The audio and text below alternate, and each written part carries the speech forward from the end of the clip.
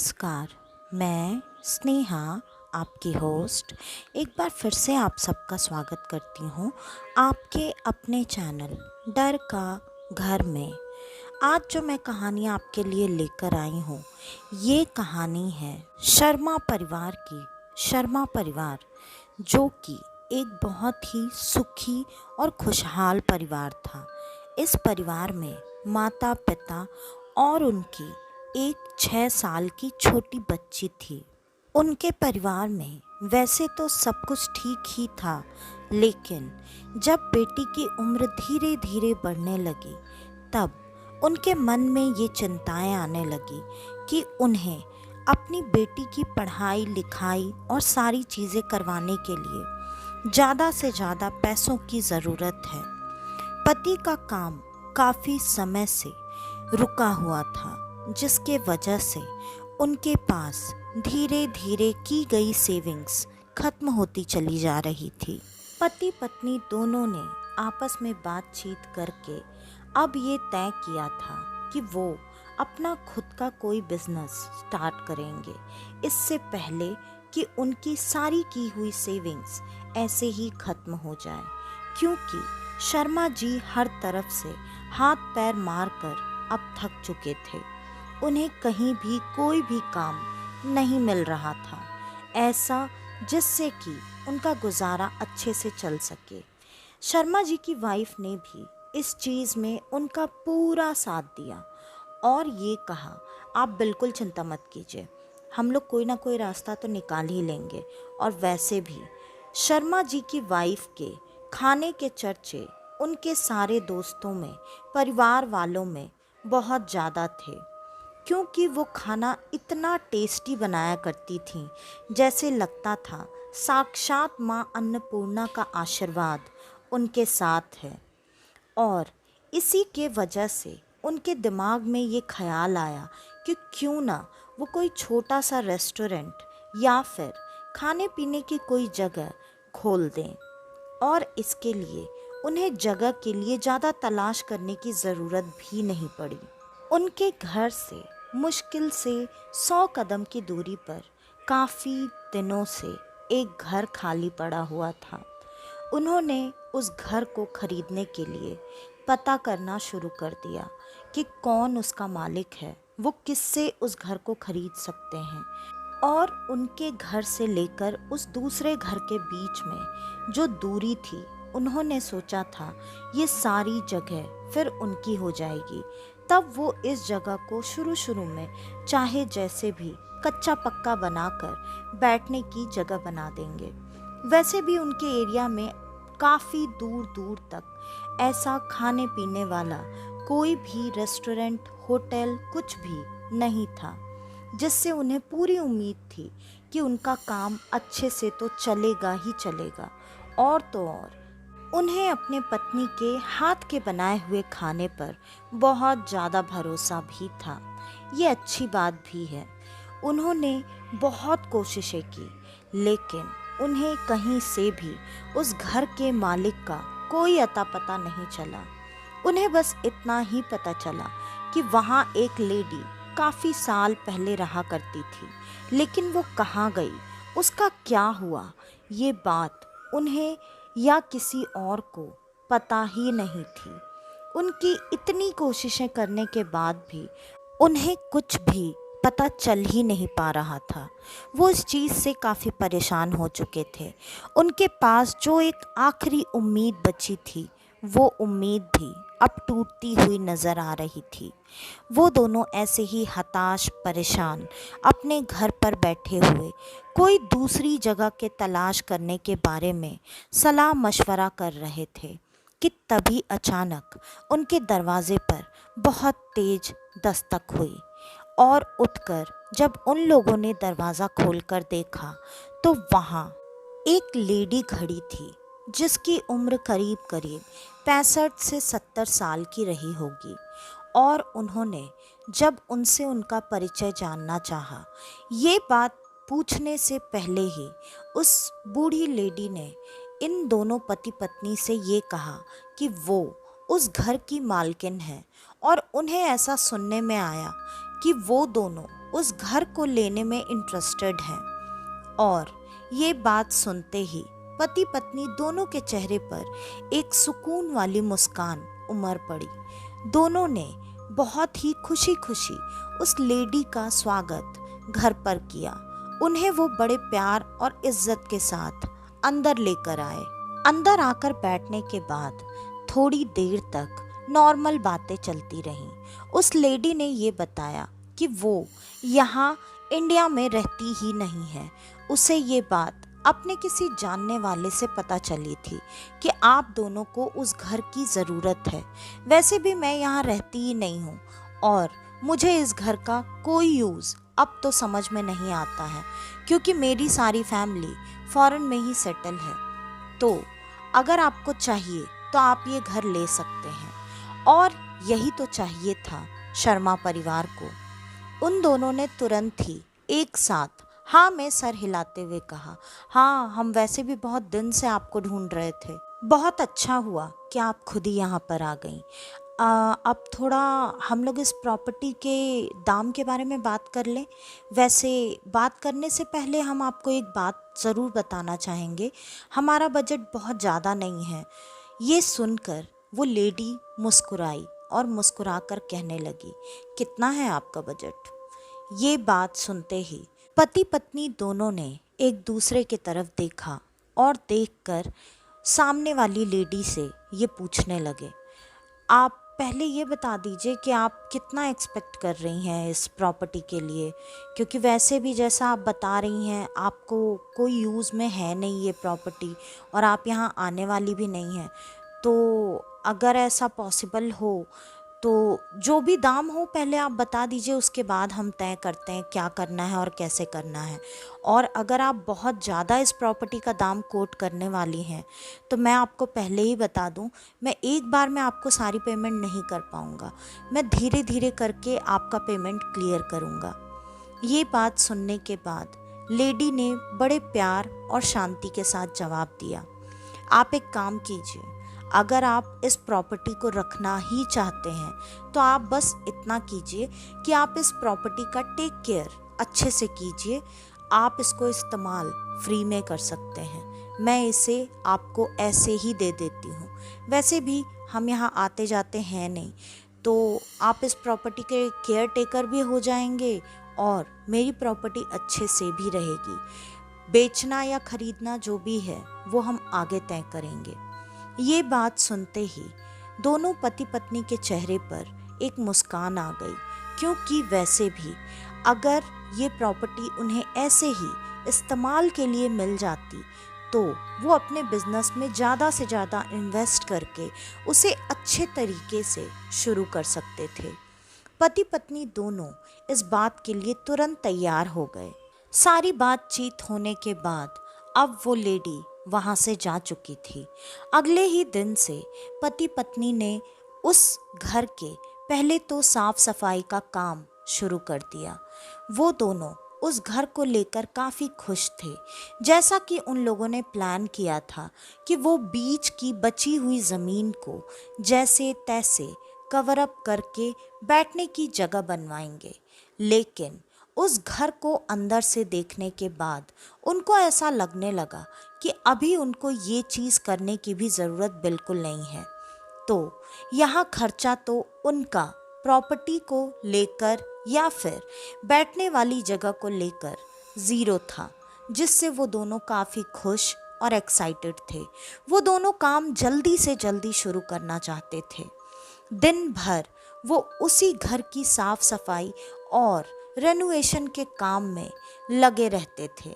जब वो उस काम में लगे रहते तो उनके साथ वहाँ पर छोटी सी 6 साल की बच्ची भी बैठी रहा करती थी।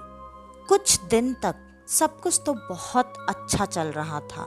धीरे धीरे उन्होंने उस जगह को काफ़ी हद तक सुधार लिया था। घर की कंडीशन ज़्यादा बुरी नहीं थी। अंदर फर्नीचर भी बहुत सारा पड़ा हुआ था। फर्नीचर्स ऐसे थे कि उन्हें अब कुछ भी अलग से एक्स्ट्रा खर्चा करके लेने की ज़रूरत ही नहीं थी। बस उन फर्नीचर्स को थोड़ा बहुत पॉलिशिंग की ज़रूरत थी।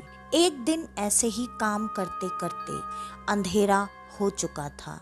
वो दोनों वहाँ पर काम कर ही रहे थे कि तभी अचानक पति को कुछ सामान लेने के लिए बाहर जाना पड़ गया।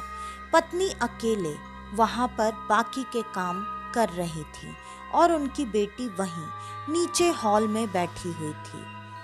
उन्हें अचानक ऐसा सुनाई दिया जैसे उनकी बेटी की आवाज़ आ रही है, जैसे वो किसी से बात कर रही है। ये बात सुनते ही उन्हें थोड़ा सा अजीब लगा और उन्हें ऐसा लगा कि उनके पति इतनी जल्दी सामान लेकर वापस कैसे आ सकते हैं। लेकिन वो काम में बिजी होने की वजह से इधर देखने के लिए नहीं आई। थोड़ी ही देर में बेटी की जोर जोर से हंसने की और खेलने की आवाज़ें आने लगी।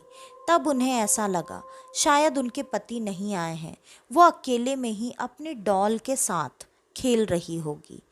और इधर उनकी बेटी सच में किसी के साथ खेल रही थी। उसे वहाँ पर एक छोटी बच्ची दिखाई दे रही थी। वो उससे बातें कर रही थी, उसके साथ दोस्ती कर रही थी।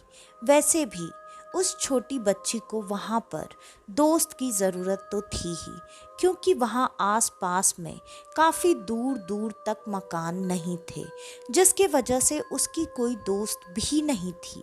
वो इस दोस्त को पाकर काफ़ी खुश थी।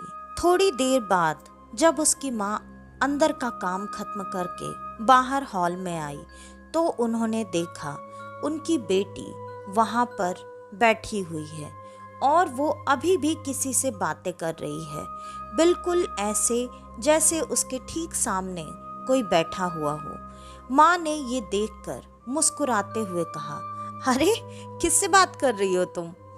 बेटी ने माँ की तरफ देखते हुए कहा, मैं रिया से बात कर रही हूँ, ये मेरी नई दोस्त है, ये यहीं पर रहती है मम्मा। ये बात सुनकर माँ को थोड़ी देर के लिए कुछ अजीब तो लगा, लेकिन उन्होंने इस बात पर ज़्यादा ध्यान नहीं दिया और उन्होंने कहा, हाँ बहुत अच्छी बात है, खेलो खेलो, कम से कम इसी बहाने हमें परेशान तो नहीं करोगी। और इतना कहकर वो वापस अंदर काम करने के लिए चली गई। वो दिन वैसे ही निकल गया और अगले दिन से अब ये चीज़ें रोज होने लगी थी। अक्सर उनकी बेटी उस रिया नाम की लड़की के साथ खेलती, हंसी मजाक करती और ढेर सारी बातें किया करती थी। ये सारी चीज़ें देखकर उसके पिता ने एक बार अपनी पत्नी से ये बात पूछ ही ली, ये किसके साथ छोटी खेलती रहती है दिन भर? माँ ने मुस्कुराते हुए कहा, अरे कुछ नहीं, उसने अपनी इमेजिनेशन में एक नई दोस्त बनाई है, उसी के साथ खेलकर बिजी रहती है। आप जाने दो ना, ध्यान मत दो, अच्छा है ना, कम से कम इसी बहाने वो उसका थोड़ा मन लगा रहता है, वो बिजी भी रहती है और हम शांति से अपना काम जल्दी जल्दी निपटा पा रहे हैं। ये बात सुनकर पिता को भी ज़्यादा अजीब नहीं लगा, क्योंकि ऐसा अक्सर बच्चे छोटे में कर ही देते हैं कि अगर उनके पास खेलने या बात करने के लिए कोई दोस्त नहीं होता है तो या तो वो अपने गुड्डे गुड़ियों के साथ बातें किया करते हैं या फिर ऐसे ही अपने मन से कोई दोस्त बना लिया करते हैं। लेकिन हर बार ऐसा हो ये ज़रूरी नहीं है। आज शर्मा जी को मार्केट से जाकर काफ़ी सारी चीज़ें खरीद कर लानी थी, जिसके वजह से वो मार्केट दिन में ही चले गए थे। उनकी पत्नी अकेले यहाँ पर सारा काम कर रही थी और जब वो वॉशरूम में साफ सफाई करके नया आईना बिठाने की जगह तलाश कर रही थी, तब उनकी नज़र अचानक से बाथरूम के टब के ऊपर पड़ी। उन्होंने देखा वहाँ पर उन्हें कोई लड़की लेटी हुई सी नज़र आ रही थी और वो लड़की बहुत ही ज़्यादा खूबसूरत थी। लेकिन जब उन्होंने पलटकर टब की तरफ खुली नज़रों से देखने की कोशिश की तो वहाँ टब में कोई भी नहीं था, ना तो टब में पानी था। वो दोबारा उसी आईने से उस लड़की को देखने की कोशिश करने लगी। अभी भी उन्हें वो लड़की वहीं नजर आ रही थी। उन्हें ये बात काफी अटपटी सी लग रही थी। वो थोड़ी देर के लिए डर गईं और भागकर वहां से बाहर निकलकर आ गईं। वो अब किचन के एरिया में थी। किचन के एरिया में उन्हें वो लड़की साफ साफ नजर आ रही थी, जो कि एक दरवाजे के पास खड़ी थी और वो किचन से होते हुए उन्हें कहीं ले जाने की कोशिश कर रही थी। उन्हें ये बात देखकर डर तो लग रहा था, लेकिन ये भी समझ में आ रहा था कि वो लड़की उन्हें नुकसान नहीं पहुंचाना चाहती। वो सिर्फ उन्हें कुछ दिखाना चाहती है और वो उस लड़की के पीछे पीछे आगे बढ़ती चली गई। वो लड़की किचन से होते हुए पीछे के स्टोर रूम में उन्हें लेकर पहुंच गई। जब वो वहां पर पहुंची तो उसने दरवाजे पर 3 बार अपनी मुट्ठी से जोर जोर से आवाज़ की और ये आवाज़ सुनते ही वो काफ़ी डर चुकी थी और वो चीखती हुई वहां से भागती हुई बाहर निकलकर आ गई। तब तक उनके पति वापस आ चुके थे। उन्होंने जब उनके डरने का रीज़न पूछा तो पत्नी ने अपने पति को सारी बातें बता दी। ये बात सुनते ही शर्मा जी जोर जोर से हंसने लगे और उन्होंने कहा, ये सब तुम्हारे मन का वहम है। वैसे भी तुम ऐसे दिन रात काम करते करते मुझे लग रहा है बहुत ज़्यादा थक गई हो। तुम्हें थोड़े आराम की ज़रूरत है। तुम जाओ, जाकर घर पर आराम कर लो।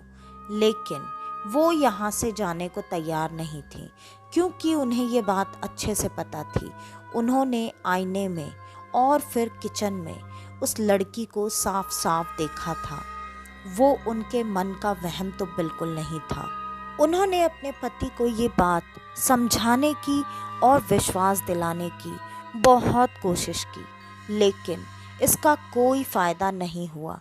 उनके पति इस बात को मानने को तैयार ही नहीं थे।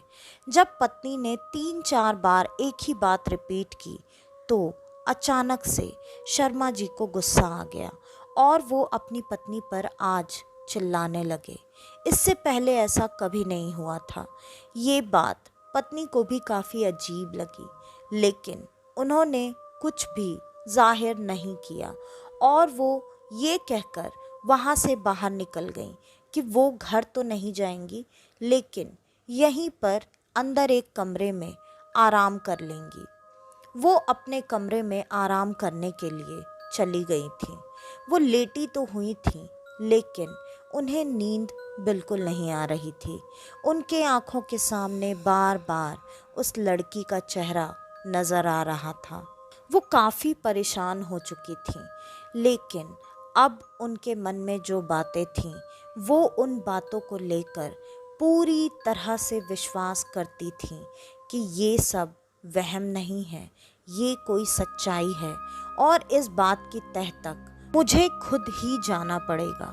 ये बात सोचकर वो अब खुद ही किचन के पीछे वाले स्टोर रूम में अकेली चली गई। जब वो वहाँ पर पहुँची तो उन्हें वहाँ पर ज़मीन को देखकर ऐसा महसूस हो रहा था जैसे पूरे घर में एक यही जगह है जिसको शायद तुड़वाया गया है या फिर तुड़वा कर दोबारा से बनाने या कुछ ढकने की कोशिश की गई है। अभी भी वो फर्श पक्का ही दिख रहा था, लेकिन जमीन की सतह बराबर नहीं होने की वजह से उन्हें ये बात काफ़ी अजीब लग रही थी और उन्होंने ये बात भी अपने पति को बताई, लेकिन पति उनके किसी बात पर भरोसा करने को बिल्कुल तैयार नहीं थे। आज का दिन भी ऐसे ही निकल चुका था और अगले दिन जब वो दोनों वहाँ पर काम करने के लिए आए तब उन्होंने देखा वो पूरी की पूरी जगह उन्होंने जितनी मेहनत से साफ की थी, थोड़ी बहुत व्यवस्थित की थी, वो सब पूरी तरह से बर्बाद हो चुका था। ऐसा किसने किया था? दरवाजे पर तो ताला बंद था, तो अंदर कौन आया? ये सारी बातें दोनों पति पत्नी को समझ में नहीं आ रही थी, लेकिन थोड़ी ही देर में शर्मा जी की पत्नी को ये बात समझते देर नहीं लगी कि ये सब किया धरा उसी लड़की का है, क्योंकि वो हमसे सच में कुछ कहना चाहती है, कुछ बताना चाहती है और हम उसकी बातें नहीं सुन रहे। इसकी वजह से उसने गुस्से में ऐसा कुछ किया है। उन्होंने अपने पति को ये बात कहने की कोशिश की। पति का गुस्सा अब 7वें आसमान पर था। पति इस चीज़ को लेकर पूरी तरह से भड़क चुके थे और उन्होंने अपनी पत्नी पर चिल्लाते हुए कहा, तुम अब बस भी करो यार तुम्हारा नाटक।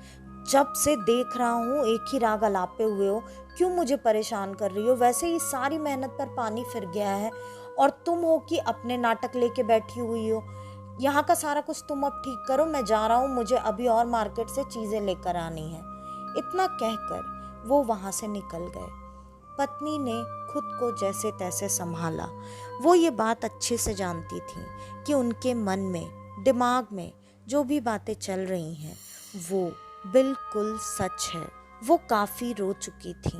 इसके बाद वो अपना चेहरा धोने के लिए फिर से उसी बाथरूम में पहुंच गई। जब उन्होंने 3-4 बार अपने चेहरे पर पानी मारकर उसे धोने की कोशिश की, फिर उन्होंने अपनी आंखों को पोंछते हुए उस आईने में देखना शुरू किया, तब उन्हें वही लड़की फिर से उसी तरह से टब में नहाती हुई नजर आने लगी।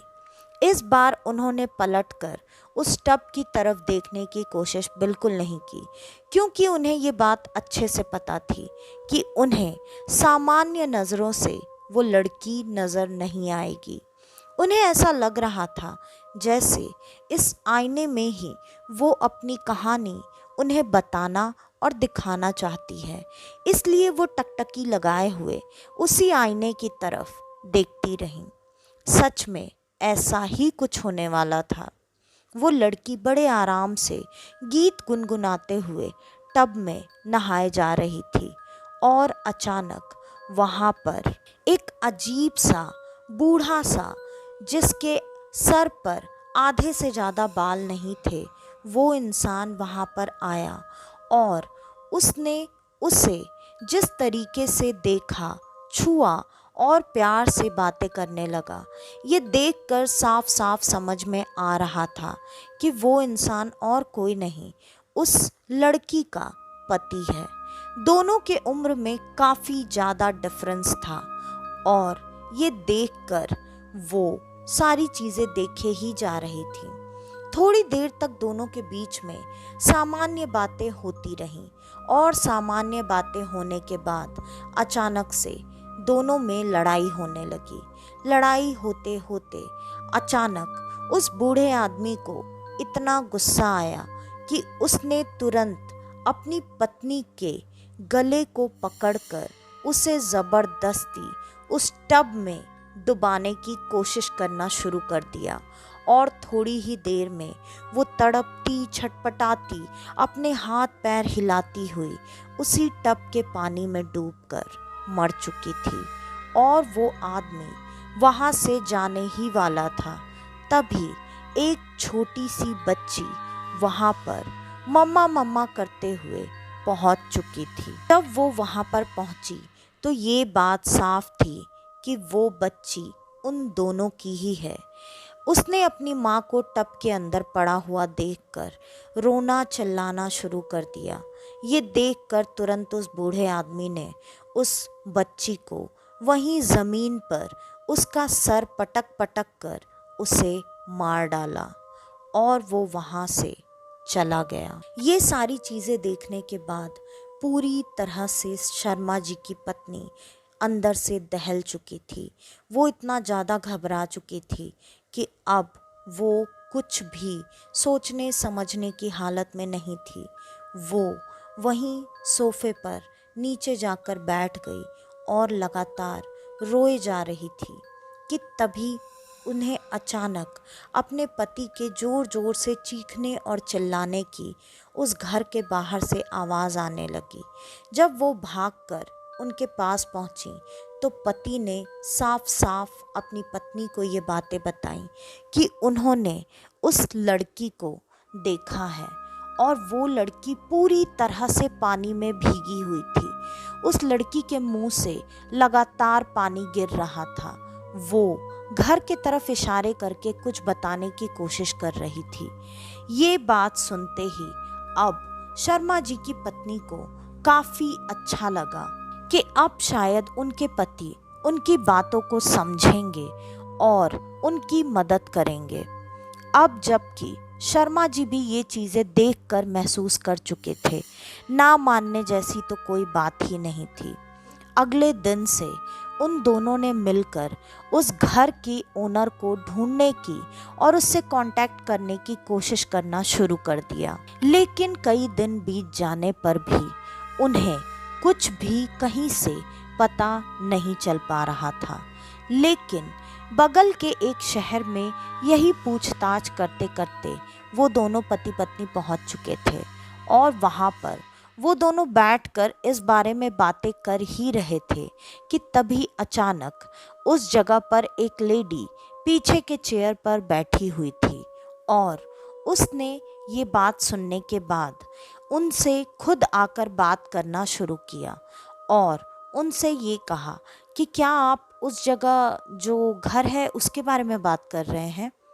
दोनों ने उसकी तरफ देखते हुए हाँ में सर हिलाया और कहा हाँ हाँ, हम उसी घर के बारे में बात कर रहे हैं।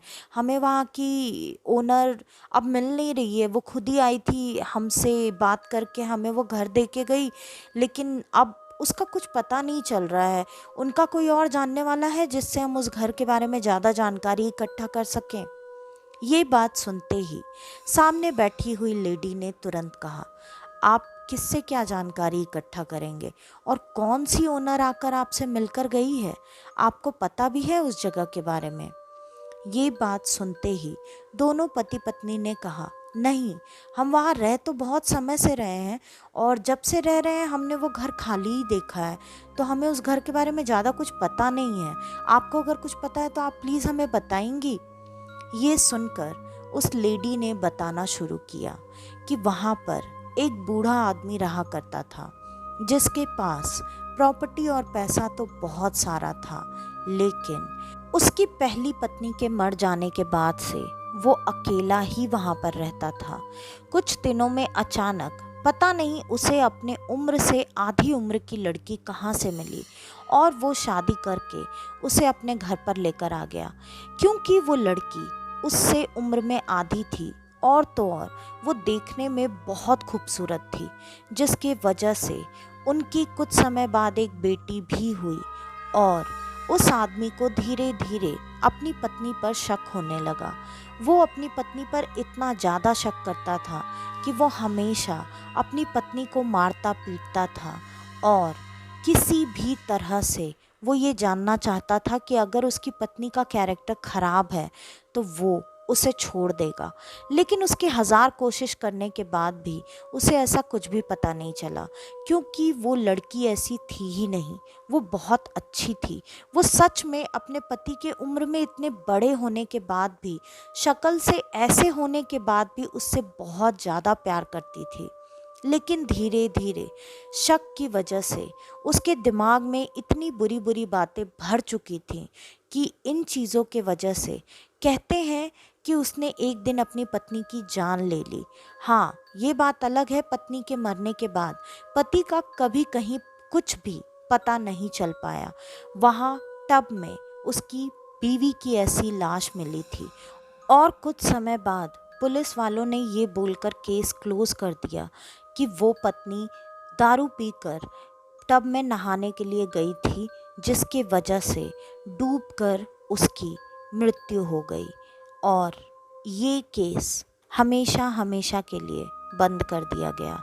लेकिन ये बात तो आसपास वालों ने कई बार देखी थी कि वो पति अपनी पत्नी पर बहुत अत्याचार करता था।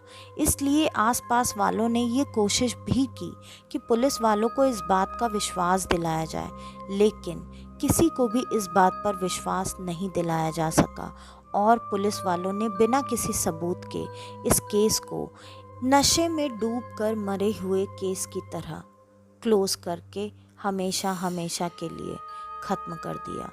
अब ये सारी बातें सुनने के बाद शर्मा परिवार के सामने सारी सच्चाई पहले से आ चुकी थी।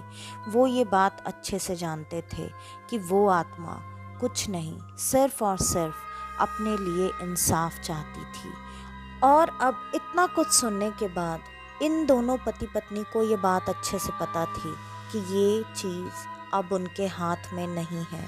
वैसे भी इतने सालों के बाद जितनी उम्र उस औरत के पति की थी, शायद ही वो कहीं जिंदा बचा होगा। लेकिन अचानक से पता नहीं क्या हुआ, ये सारी सच्चाई इन दोनों के सामने आने के बाद से उस घर में उन्होंने कभी भी किसी चीज़ को ना तो देखा और ना ही महसूस किया। कुछ ही समय में जब उन्हें सारा कुछ सही नज़र आने लगा तो उन्होंने अपना सारा काम जैसे सोचा था वैसे शुरू कर दिया और बिल्कुल उनकी सोच के हिसाब से, या फिर आप कह सकते हैं उससे ज़्यादा उनका काम चल पड़ा। उन्हें एक अच्छा मुनाफा सच में मिलने लगा और लगता था जैसे इस काम में हमेशा उनकी कोई मदद कर रहा है। शायद इसलिए क्योंकि उन्होंने किसी दुखी आत्मा के दुख को सुनकर उसे बांटने की कोशिश की। ये बात अलग है, उनकी इतनी मेहनत के बाद भी वो ऐसा कुछ कर नहीं पाए। लेकिन कहते हैं ना कि आप किसी का दुख बांटो या मत बांटो, उसे सुन लेना, उसे जान लेना ही सामने वाले के लिए कई बार काफ़ी होता है। तो आज की ये कहानी यहीं पर ख़त्म होती है। आपको हमारी आज की ये कहानी कैसी लगी, हमें कमेंट करके अपना फीडबैक ज़रूर दीजिएगा, क्योंकि मैं हमेशा आप सबके फीडबैक का इंतज़ार करती हूँ। उससे मुझे पता चलता है कि मेरी कहानियाँ आपको पसंद आती हैं या नहीं आती हैं। और अगर आपको इसमें कोई कमी लगे तो भी आप नीचे कमेंट में वो चीज़ें मुझे बता सकते हैं। और अगर आपके पास आपकी ऐसी कोई कहानी हो तो डिस्क्रिप्शन में दिए ईमेल आईडी या इंस्टा आईडी पर आप हमें आपकी वो कहानी भी भेज सकते हैं। तो आज के लिए बस इतना ही। मैं स्नेहा, आपकी होस्ट, आज के लिए लेती हूँ अलविदा। वापस से आपसे मिलने आऊँगी और आप सबको लेकर जाऊँगी कुछ जाने अनजाने किस्से कहानियों के सफ़र पर, आपका अपना डर का घर में। तो तब तक के लिए नमस्कार।